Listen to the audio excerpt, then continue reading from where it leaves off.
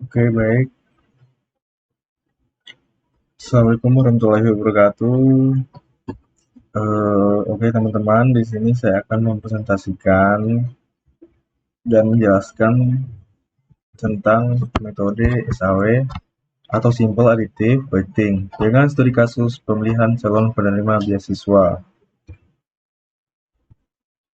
Sebelum lanjut, perkenalkan, nama saya Amirtan, NIM saya LM5 2012-2064. Saya dari kelas TI 6.3. Kita sekarang masuk di bagian konsep dasar Simple Additive Weighting atau SAW. Metode SAW merupakan salah satu teknik pengambilan keputusan multi kriteria. Dalam metode ini, setiap alternatif dinilai berdasarkan kriteria tertentu yang memiliki bobot masing-masing. Langkah akhirnya adalah menjumlahkan hasil perkalian antara nilai yang sudah dinormalisasi dengan bobot kriteria.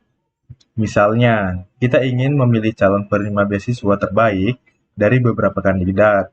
Kita akan menilai tiap calon berdasarkan beberapa kriteria seperti nilai akademik, penghasilan orang tua, dan jumlah tanggungan keluarga.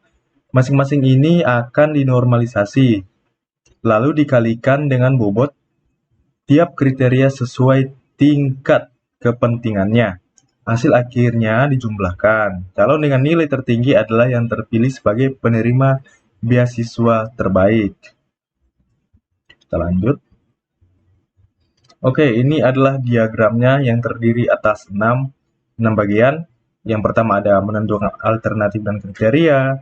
Yang kedua menentukan bobot tiap kriteria. Yang ketiga menyusun matriks keputusan. Yang keempat melakukan normalisasi matriks. Yang kelima mengalihkan nilai normalisasi dengan bobot. Dan yang terakhir atau yang keenam menjumlahkan hasil akhir setiap alternatif.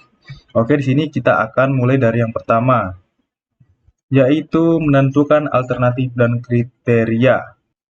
Langkah pertama adalah menentukan siapa yang akan dinilai atau alternatif dan berdasarkan apa mereka dinilai atau kriteria. Contoh, alternatif siswa A, siswa B, dan siswa C. Kriterianya nilai akademik, penghasilan orang tua, keaktifan organisasi, dan jumlah tanggungan. Oke, kita lanjut di bagian kedua yaitu menentukan bobot tiap kriteria. Setiap kriteria punya tingkat kepentingan berbeda, jadi harus diberi bobot. Bobot ini menunjukkan seberapa besar pengaruh kriteria tersebut dalam pengambilan keputusan. Contoh bobot, nilai akademik 0,4, penghasilan orang tua 0,3, keaktifan 0,2, tanggungan 0,1. Oke, kita lanjut. Kita lanjut di bagian yang ketiga yaitu menyusun matriks keputusan. Data tiap alternatif dimasukkan dalam tabel berdasarkan nilai mereka di tiap kriteria. Ini disebut matriks keputusan. Contohnya, alternatif A, akademiknya 85, penghasilannya 1,5 juta, keaktifan 4, tanggungan 2. Alternatif B, akademik 90, penghasilan 1 juta, keaktifan 3, tanggungan 3. Alternatif C, akademiknya 80, penghasilannya 2 juta, keaktifan 5, tanggungan 1. Oke, kita lanjut. Kita masuk di bagian yang keempat yaitu melakukan normalisasi matriks. Karena tiap kriteria memiliki satu atau skala yang berbeda, maka nilainya harus dinormalisasi agar setara. Ini rumusnya. Kriteria benefit semakin tinggi semakin baik. Nilai dibagi nilai maksimum. Kriteria cost semakin rendah semakin baik. Nilai minimum dibagi nilai. Oke, kita lanjut. Sekarang kita masuk yang kelima. Mengalihkan nilai normalisasi dengan bobot. Nilai hasil normalisasi untuk tiap kriteria dikalikan dengan bobotnya masing-masing. Contoh, nilai normalisasi akademik dikali 0,4, nilai normalisasi penghasilan dikali 0,3, dan seterusnya. Oke, kita lanjut lagi. Ya, dan yang terakhir yaitu menjumlahkan hasil akhir setiap alternatif. Jumlahkan semua nilai hasil perkalian. Normalisasi dikali bobot. Untuk setiap alternatif, ini akan menghasilkan skor akhir. Oke, kita lanjut. Sekarang kita masuk di bagian studi kasus. Nah, jadi studi kasusnya itu pemilihan calon penerima beasiswa. Di sini ada alternatif A1 sama dengan siswa A, A2 sama dengan siswa B, A3 sama dengan siswa C. Kriteria C1 nilai akademik atau benefit, C2 pendapatan orang tua atau kos, C3 prestasi ekstrakurikuler atau benefit, C4 jumlah tanggungan keluarga atau kos. Bobot kriteria yang pertama nilai akademiknya 40%, pendapatan orang tuanya 30%, prestasi ekstrakurikuler 20%, dan yang terakhir jumlah tanggungan keluarga 10%. Berikut ada tabel nilai awalnya. Alternatif A1, sorry. Nah, ini kita masuk ke tabelnya. Alternatif A1, nilai akademiknya 85, pendapatan orang tua 3 juta, prestasi ekstrakurikuler 3, jumlah tanggungan 2. Alternatif A2, nilai akademiknya 90, pendapatan orang tua 2.500.000, prestasi ekstrakurikulernya 2 dan jumlah tanggungannya 3. Alternatif A3, nilai akademiknya 80, pendapatan orang tuanya 2 juta, prestasi ekstrakurikulernya 4, jumlah tanggungan 4. Oke, kita lanjut. Nah, di sini kita masuk di rumus normalisasi. Jadi, benefit sama dengan nilai alternatif dibagi nilai maksimum. Cost, nilai minimum dibagi nilai alternatif. Berikut ada tabel normalisasi. Nah, alternatif A1, C1 atau benefitnya 85/90 sama dengan 0,944. C2 atau cost-nya 2 juta dibagi 3 juta. Aduh, sorry. Kemudian C3 benefitnya 3 dibagi 4 sama dengan 0,75. C4 cost 2 dibagi 4 sama dengan 0,5. Alternatif A2, C1 benefitnya yaitu 90 bagi 90 sama dengan 1,000 atau 1000. Kemudian C2 atau cost 2 juta dibagi 2.500.000. C3 atau benefit 2 dibagi 4 sama dengan 0,5. C4 atau cost 3/4 sama dengan 0,75. Sekarang kita masuk di alternatif A3. C1 benefitnya 80/90 sama dengan 0,889. C2 atau cost yaitu 2 juta per 2 juta. C3 atau benefitnya 4/4 atau 4 bagi 4 sama dengan 1,0. C4 atau cost 4 bagi 4 juga atau 4/4 sama dengan 1,0. Oke, sekarang kita lanjut. Sekarang kita lanjut di mengalihkan nilai normalisasi dengan bobot kriteria. Di sini ada tabel alternatif A1, A2, A3. Sekarang kita masuk di bagian A1.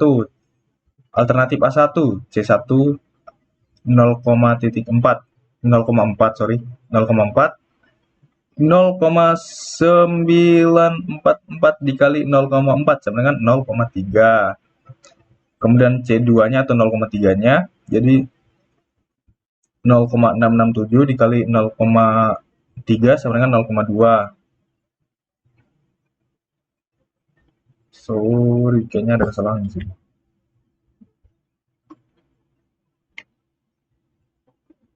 Sorry, sini ada kesalahan, kita perbaiki dulu ya teman-teman.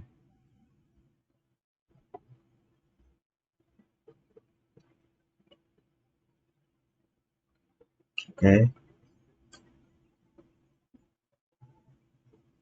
Nah, oke, kita ulang lagi di bagian mengalihkan nilai normalisasi dengan bobot kriteria.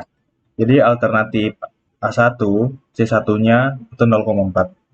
Yaitu 0,944 dikali 0,4 sama dengan 0,378. C2-nya 0,667 dikali 0,3 sama dengan 0,200. C3-nya 0,75 dikali 0,2 sama dengan 0,150. C4, 0,5 dikali 0,1 sama dengan 0,050. Skor akhirnya yaitu 0,778. Alternatif A2, C1-nya 1,000 atau 1000 dikali 0,4 sama dengan 0,400. C2-nya 0,8 dikali 0,3 sama dengan 0,240. C3-nya 0,5 dikali 0,2 sama dengan 0,100. C4-nya 0,75 dikali 0,1 sama dengan 0,075. Skor akhirnya kita dapat di sini 0,815. Oke, kita lanjut ke A3-nya. A3-nya itu C1-nya 0,889 dikali 0,4 sama dengan 0,356. C2-nya 1,0 dikali 0,3 sama dengan 0,300. C3-nya 1,0 dikali 0,2 sama dengan 0,200 atau 0,200. C4 1,0 dikali 0,1 sama dengan 0,100 atau 0,100. Dan sini kita dapat skor akhirnya yaitu adalah 0,956. Dan sini sudah ada hasil keputusannya yaitu skor akhir tertinggi adalah 0,956 dimiliki oleh A3 atau siswa C. Maka siswa C dipilih sebagai penerima beasiswa berdasarkan metode SAW. Oke, kita lanjut. Sekarang kita masuk di bagian perbandingan SAW PS Smart atau dengan Smart. Di sini teman-teman bisa lihat tabelnya. Ada aspeknya itu ada pendekatan, normalisasi, skala nilai, dan kompleksitas. Oke, di bagian pendekatannya di SAW itu penjumlahannya yaitu bobot kali nilai. Kalau di Smart, fungsi utilitas atau utility function. Sekarang di aspek normalisasi, SAW itu diperlukan, sedangkan di Smart tidak selalu diperlukan. Kalau di bagian skala nilai, kalau di SAW itu tidak fleksibel atau tergantung nilai asli, sedangkan di Smart lebih fleksibel, bisa disesuaikan.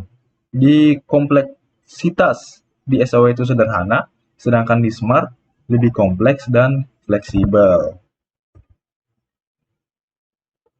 Oke, terima kasih. Apabila ada kesalahan atau salah penyebutan, tolong dikoreksi ya. Oke.